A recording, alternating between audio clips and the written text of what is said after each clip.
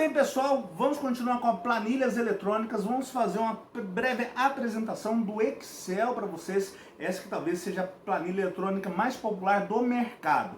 Muito bem, por que se chama planilha eletrônica e não Excel? Excel a gente já falou no vídeo anterior, né? Até a gente fez um overview, dá uma olhadinha aqui em cima das 3 principais planilhas eletrônicas que nós temos disponíveis hoje, tá certo? E o Excel é uma delas, talvez a mais popular. Então ela se chama planilha eletrônica justamente por ser uma planilha onde você cruza os dados, né? Tem várias células onde são formadas, né? Cada um desses retângulos formados pelo cruzamento de linhas e colunas. Mas tem muitas linhas e colunas, professor? Ele tem mais de 1 milhão de linhas e mais de 16 mil colunas por planilha, e você ainda pode acrescentar outras planilhas conforme eu fiz aqui abaixo.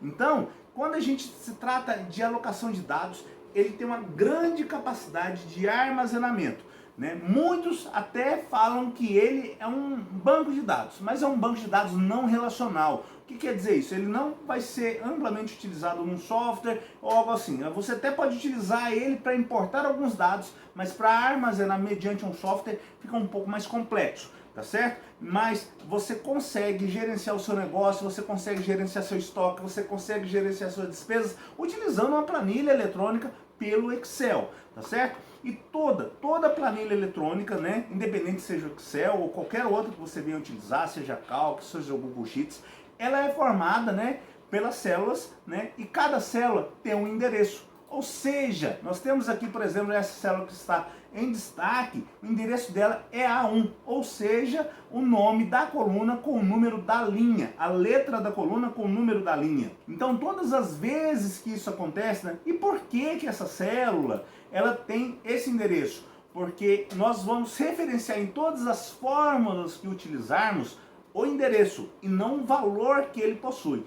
Dessa maneira, ao alterarmos o valor de uma célula, automaticamente ele já vai ser aplicado à fórmula e, consequentemente, ao resultado. Então, sempre que possível, em suas fórmulas, nas fórmulas que você for trabalhar, independente da planilha eletrônica, referencie a célula em si, e não um número, um valor.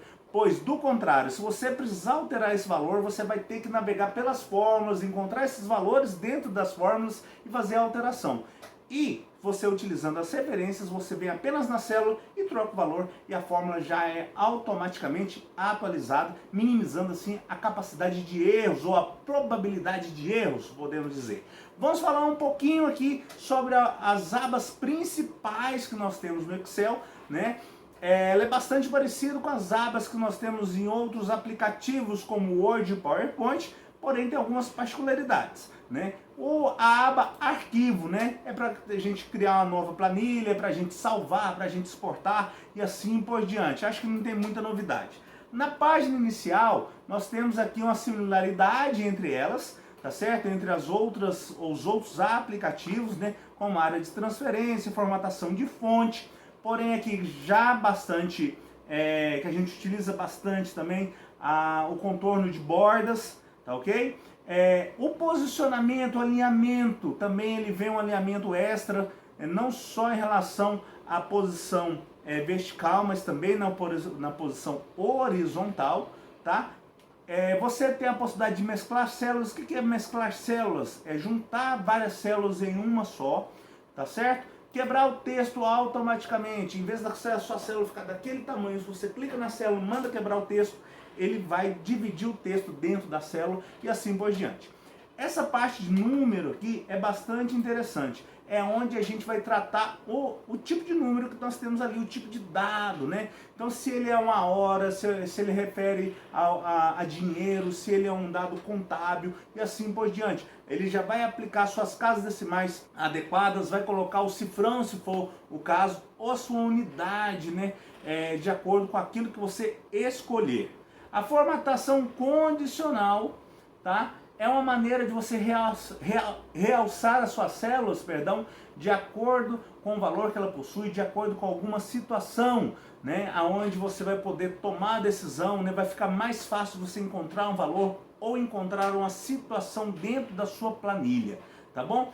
E a nossa próxima parte, que é bastante interessante, é inserir, né, a nossa próxima aba, onde nós temos tabela dinâmica, que nós teremos aulas específicas a respeito de tabela dinâmica, mas principalmente a parte de gráficos, né, que a gente já vai utilizar nas próximas aulas, tá bom? Então a gente vai utilizar bastante essa parte de inserir. Então a gente vai utilizar bastante essa parte do menu inserir, principalmente a parte de gráficos.